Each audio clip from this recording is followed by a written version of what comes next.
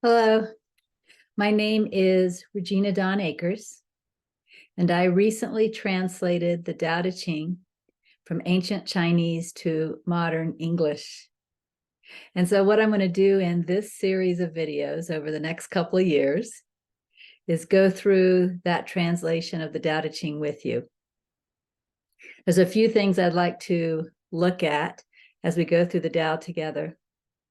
I'd like to look at what I found. I'd like to share with you what I found in the Chinese characters, what I learned about the Tao and from the Tao by looking directly at the Chinese characters that I never would have seen if I hadn't done that. I'd like to share why I translated certain parts of the Tao, certain chapters, certain phrases, certain sentences in the way I did.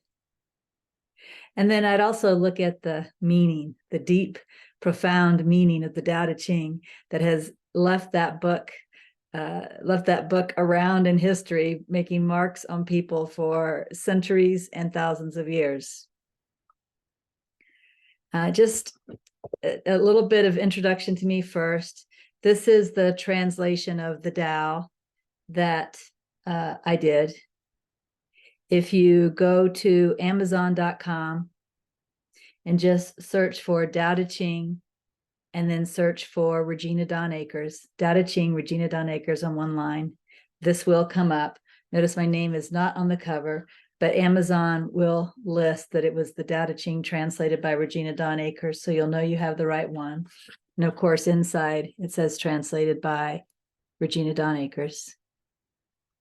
So if you'd like to get that from Amazon, you can. There is both a Kindle version and there is a paperback version. The Kindle version is great because it's always with you and you can look at it anytime you want.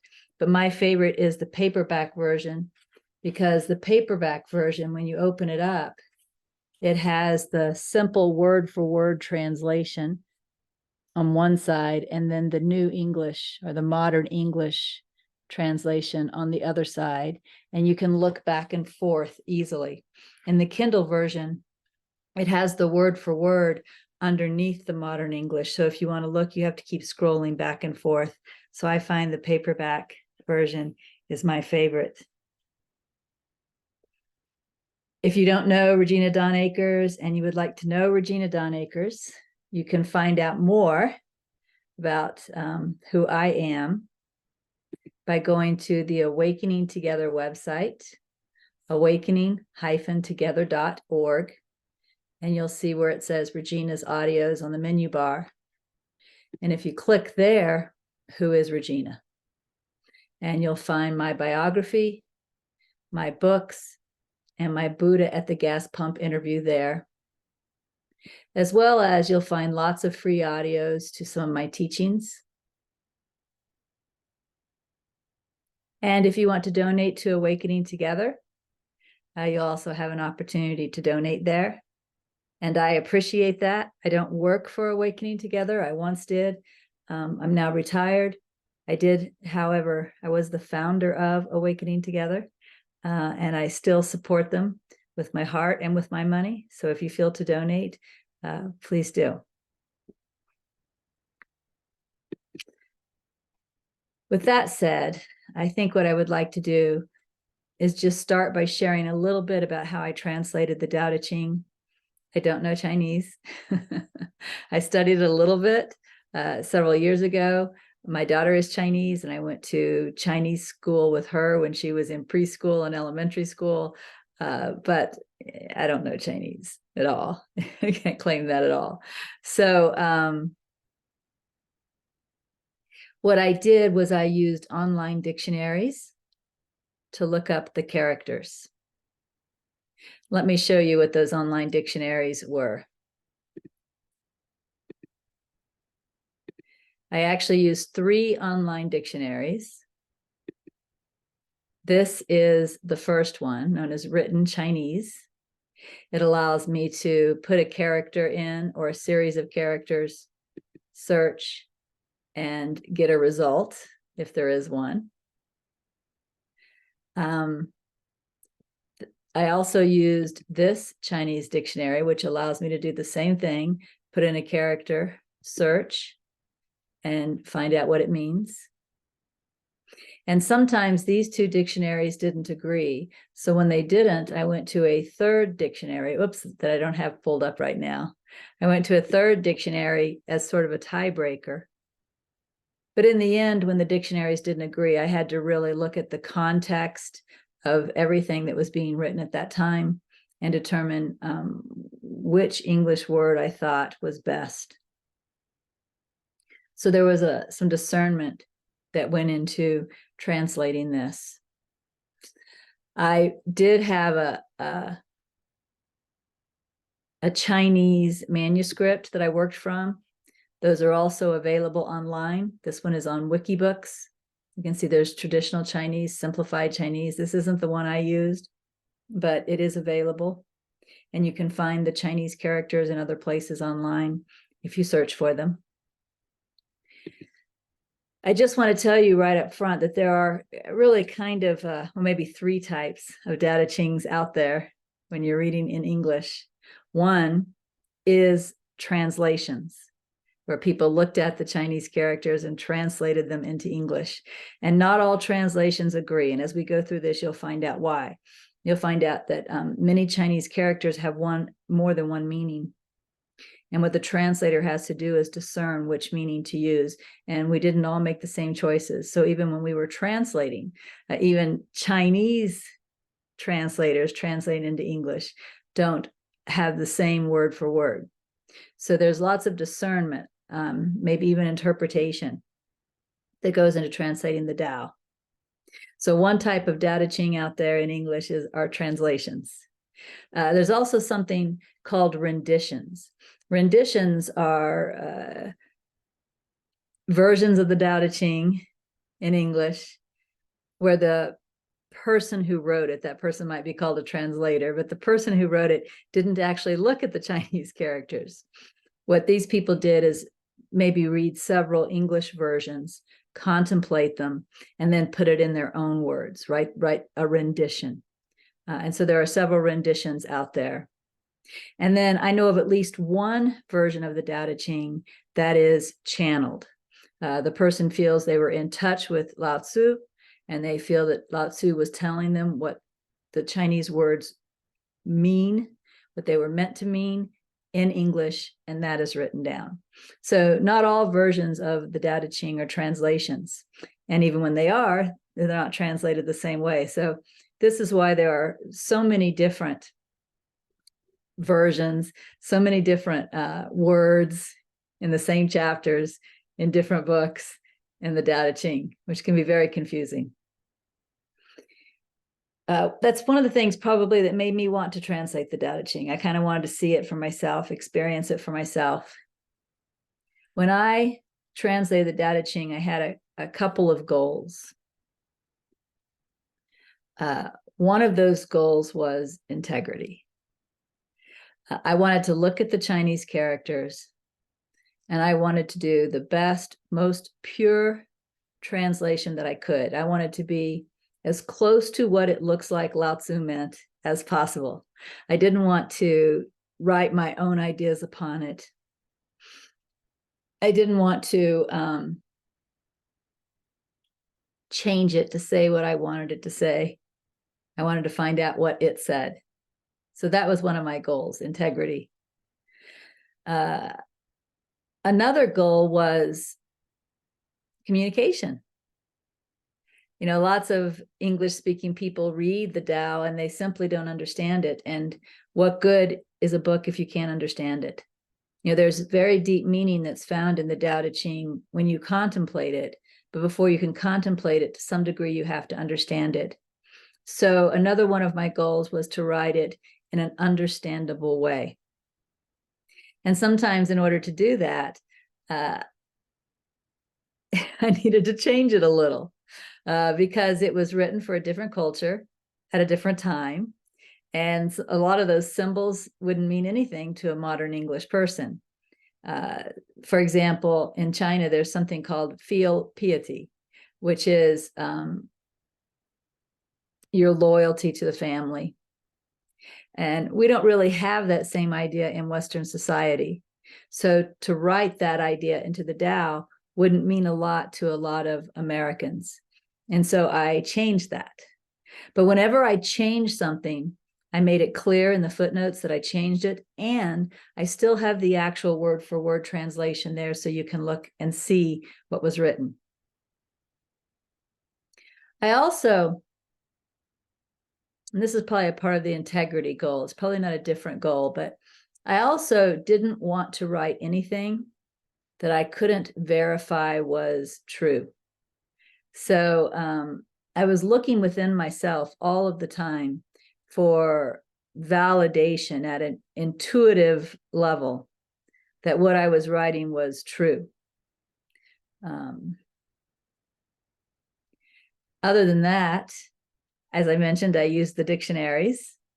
I also have about 7 or 8 books on the Tao Te Ching. Some are translations, some are renditions, some are translated by people who have Chinese as their first language.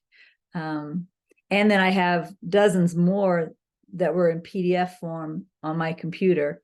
And one thing I also did, in addition to looking at the Chinese characters myself, was I looked at how other people translated these same Chinese characters and did a lot of contemplation. Surprisingly, I did it rather fast. I translated the Tao Te Ching in about 6 to 8 weeks, but I was working on it almost constantly. It was pretty amazing. I loved it. It was a lot of fun. And now I'm excited to go through it with you in this video series, which I estimate will take 2.5 years to complete, because there are 81 chapters in the Tao, and we're going to look at it very carefully.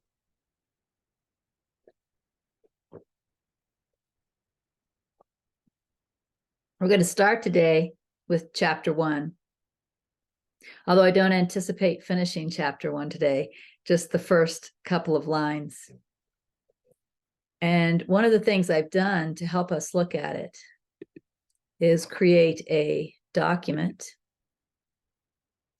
in Word which shows the Chinese characters, my word for word translation of those characters, and then how I put it into modern English.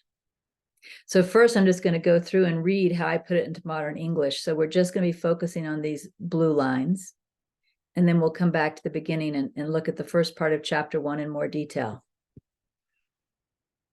So this is chapter 1 of the Tao Te Ching as translated by Regina Akers. The way is the way. You cannot know the way through ordinary means. The way is a useful name, but no name can describe the way. The nameless is the origin of the universe. The named is the source of myriad things. Therefore, remain free of desire to behold wonder. If you remain with desire, you will see separate things. These two are the same emergence, but they are known by different names. Their sameness is called mystery. It is the mystery of mysteries. It is the door to multiple wonders.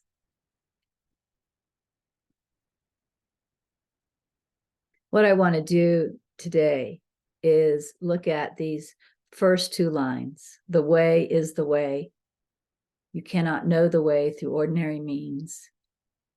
The way is a useful name, but no name can describe the way. If you have read probably any translation of the Tao Te Ching, you would say that I translated these lines differently. And I did. And so I want to show you why I translated them differently.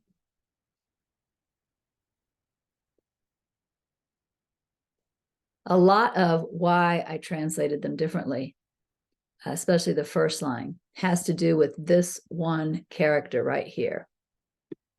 This is the character, we could call it Tao. In English, we call it Wei. And if you look at this very first line, you'll notice the same character is used once, twice, 3 times. Let me show you what the dictionaries say this word means.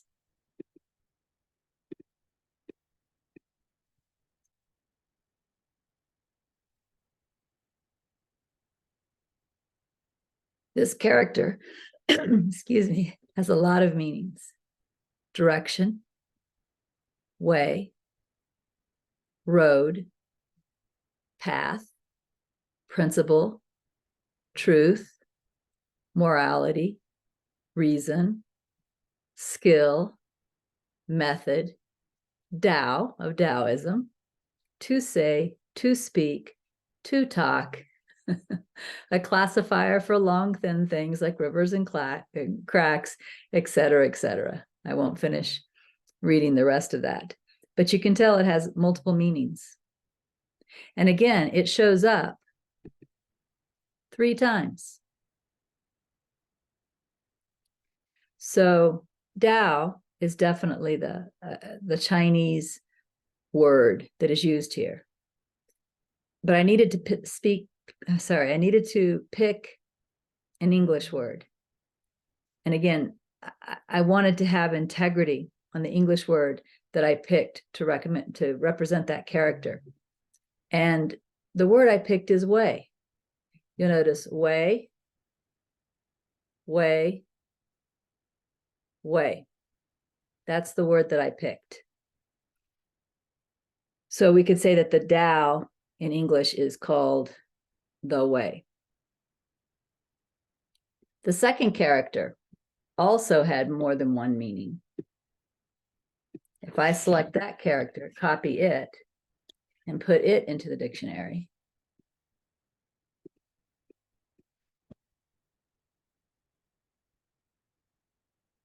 we find that it could mean can, may, able to approve, to permit, to suit, certainly, very. So I really needed to contemplate what this character also meant, because it falls between way and way. And although I ended up translating it with suit, to suit, when I looked at words like can, may, able to, approve, permit, and suit together, and tried to contemplate what those words might mean if it's wordless, if it's not a word, what those words might mean if it's wordless. What I kind of saw was, well, let's go back to here. What I kind of saw was this was saying the way approves the way is the way fits the way.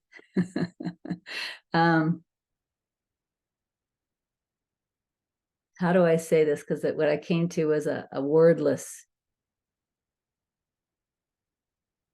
It's maybe one way we could say it is that the only way to know the way is through the way. The only way to know the way is through the way, is what I really saw that meaning. And I thought suit was a fairly good word to pick to represent that. So I translated these first 3 characters, way, suit, way. The way suits the way. But notice how I put it in English. I really tried to capture what I saw when I looked at all those words together as representing that one character, you know, where it's like the only way to know the way is through the way, right? That's kind of what I was feeling. So what I wrote in English is the way is the way, right? The way, capitalized, meaning the Tao, is the way. It's how you know truth. You know the way through the way. That takes us to the next three characters, and I'll just show you what these mean all together. We'll put them in the translator together.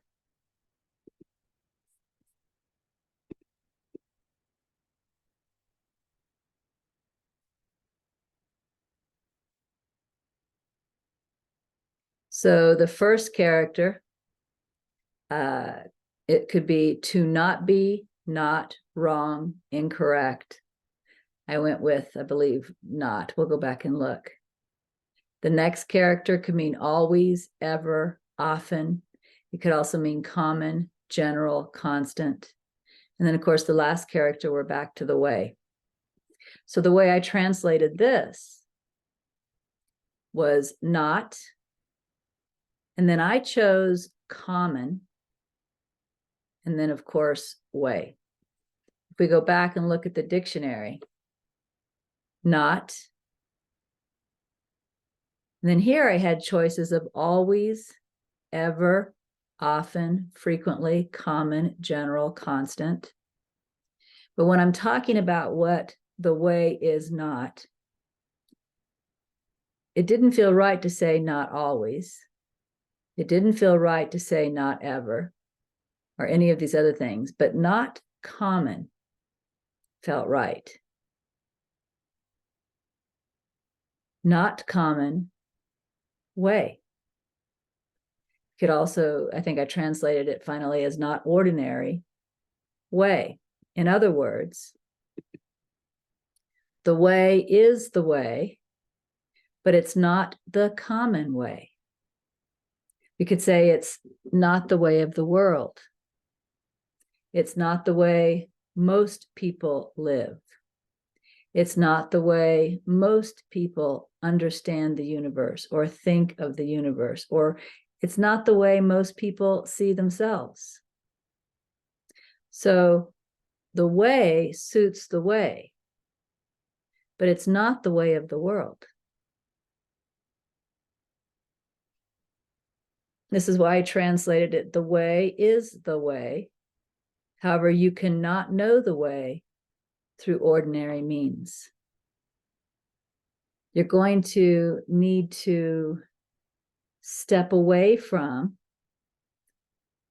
the common ways of the world and go in the way of the way to know the way, or to know the Tao.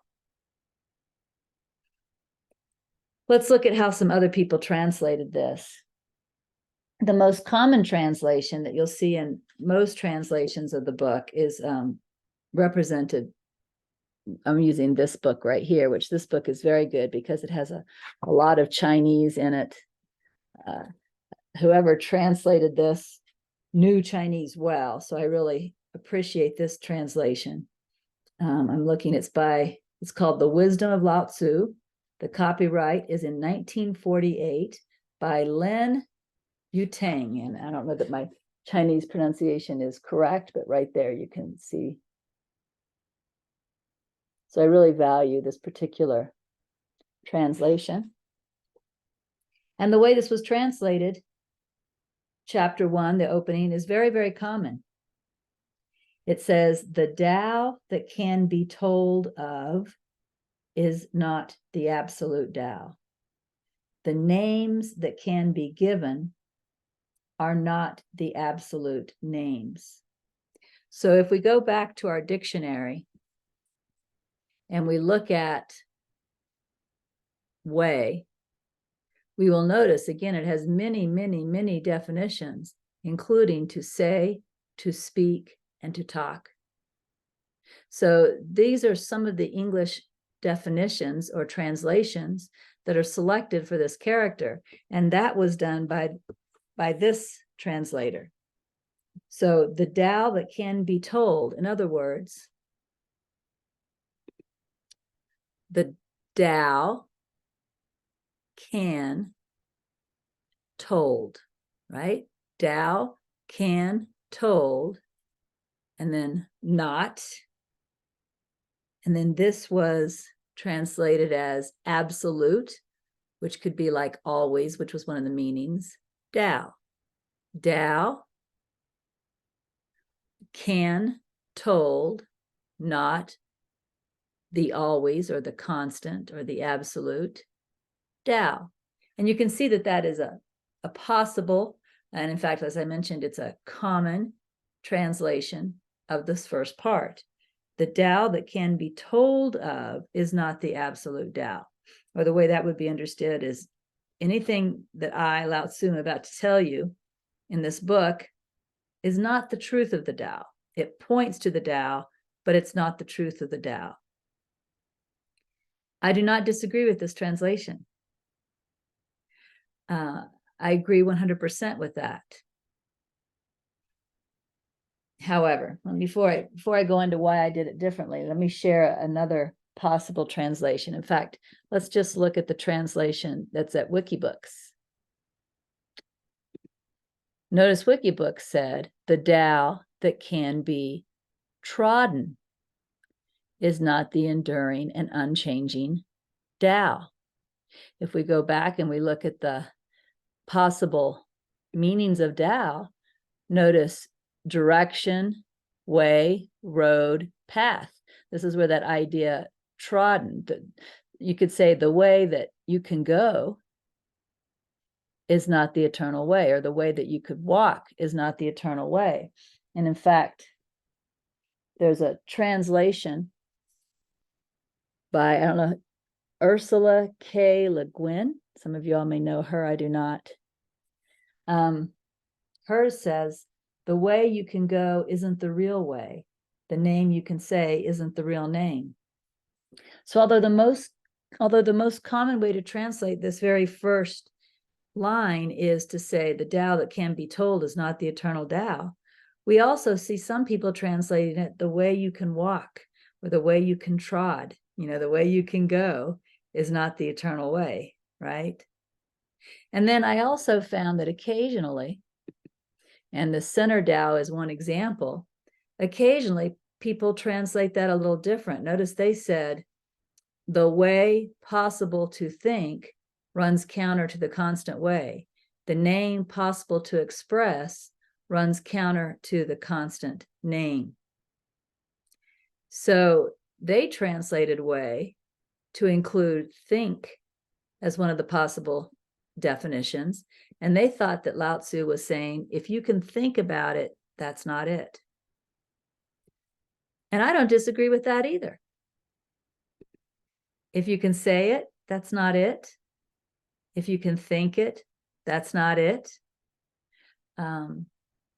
Anything in manifestation, in a way, is not it.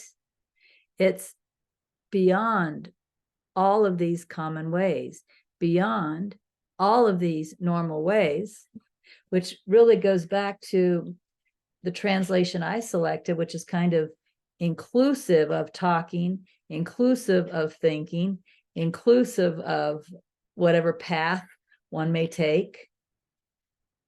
The way is the way.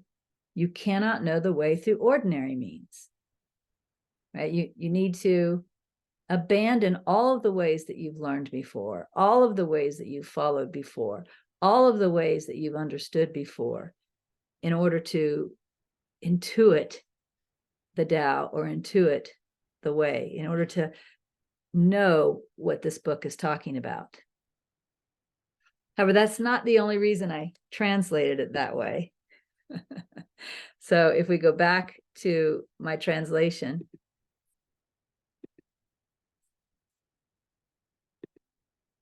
again, the character for way is used 3 times. And in this space right here, the middle time that it's used, people usually translated this as Tao or way and this as Tao or way. It's this one they translated differently. Sometimes they translated it as talk or speak or spoken. Sometimes they translated it as go or walk or trodden. And sometimes it was translated as something like thinking or understanding.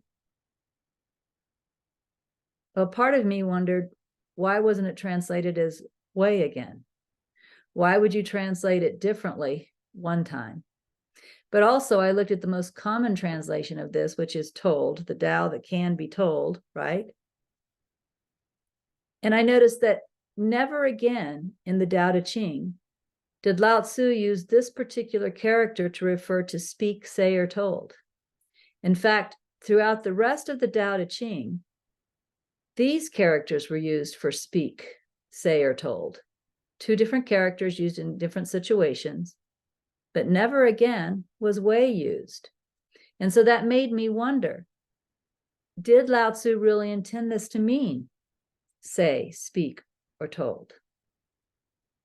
What if Lao Tzu wanted us to understand something bigger than, inclusive of, the Tao that can be told is not the Tao, but bigger than, right? Wanted to say, this is something completely different. Wanted to start the Tao by opening our minds beyond everything. That felt very right to me intuitively. That felt like a perfect opening. And that's what led to my translation. The way suits way, right? The way is the way. You know the way through the way, not through the common ways, not through the ordinary means of learning, not through the world's ways. You cannot know the way through ordinary means.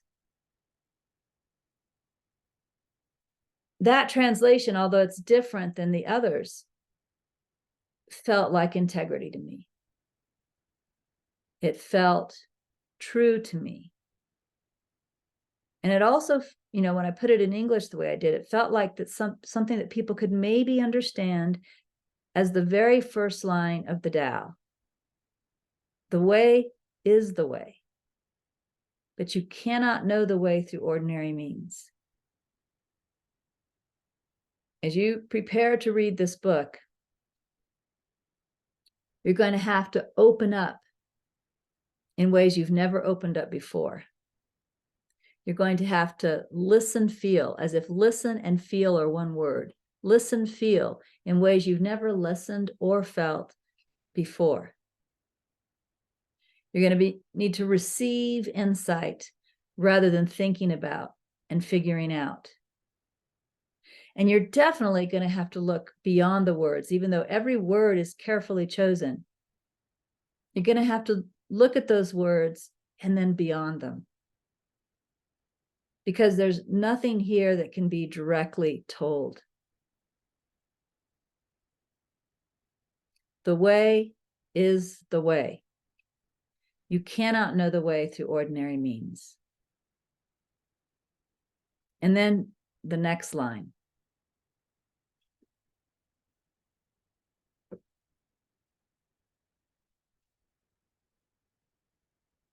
This character means name. We have name, and then this character, which we already saw, could be can, could be approve, could be suit, and I chose again suit. And then name. We're back to not. And then this next character is the same as in the line above it. It could mean always, it could mean constant, it could mean common.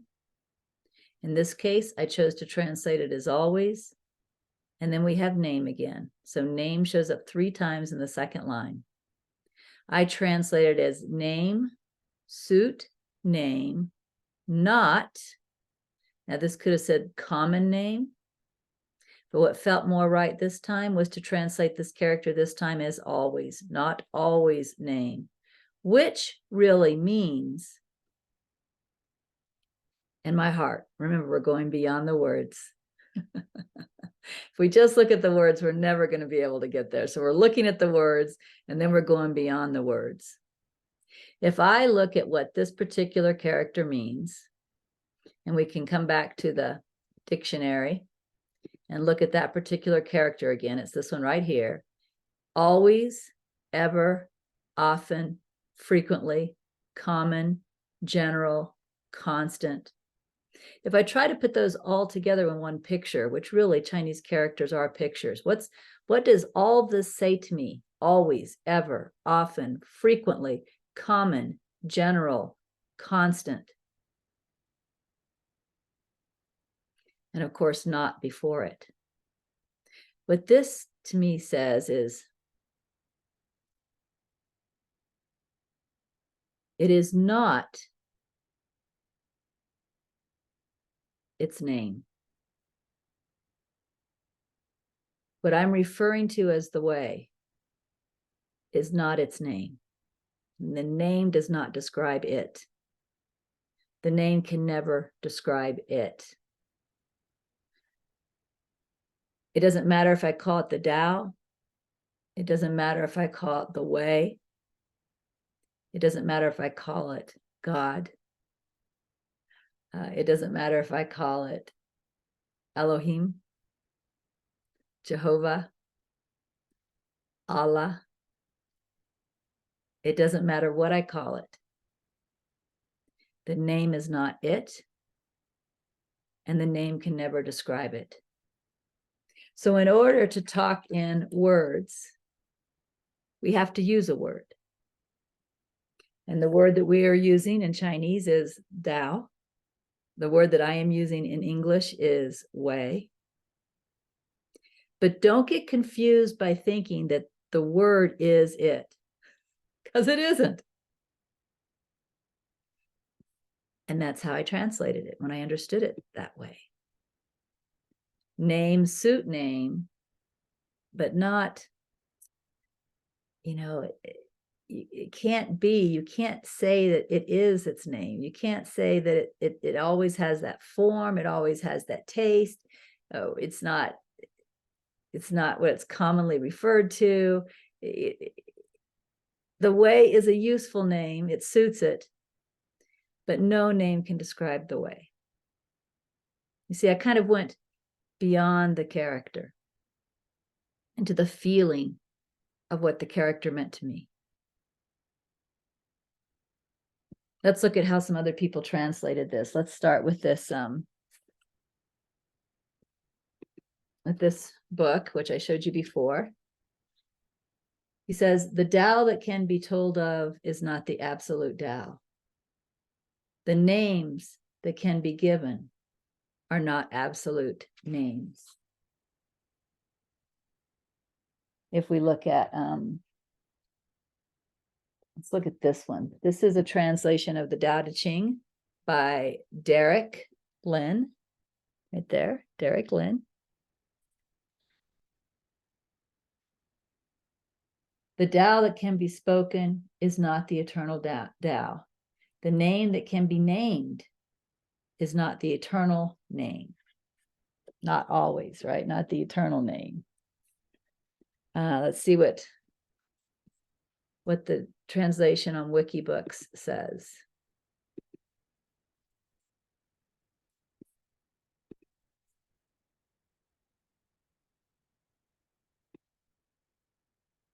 The Tao that can be trodden is not the enduring and unchanging Tao. The name that can be named is not the enduring and unchanging name.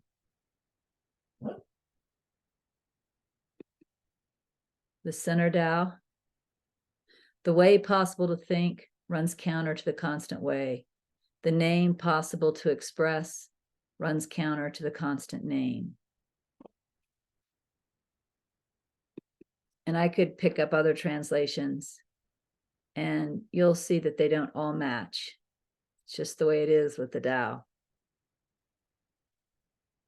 But what I tried to express in those first lines is this. The Tao is, and I'm going to call it the way. But no matter what I call it,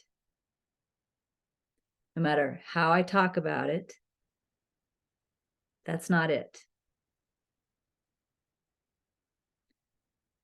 You can't listen to my words, read my words, think about my words, analyze my words with the intellectual mind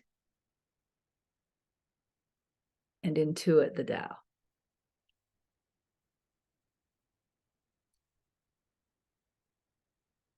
To know the Tao, you're going to have to go beyond the words. You're going to have to feel into what the words point to. Also, as we get further into Tao, you're going to find out that lots of the ways you are living now, the ways that you make decisions, the ways that you understand the world, the ways that you judge right and wrong, good and bad, all of that and more is going to have to be abandoned. The way you define things is going to have to be abandoned. Because all of that is a block to knowing the Tao.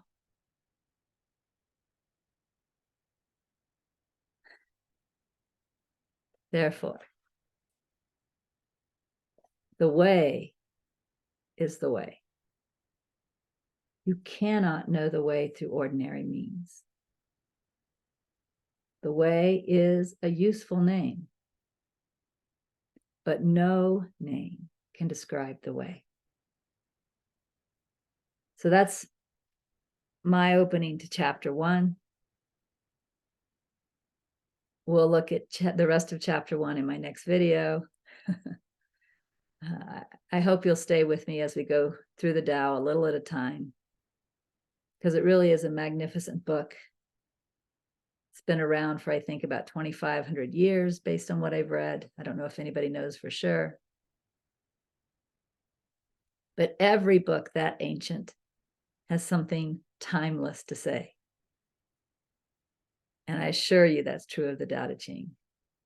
And that's what we're going to look at together. So I'll see you next time when we finish chapter 1 of the Tao Te Ching. Bye.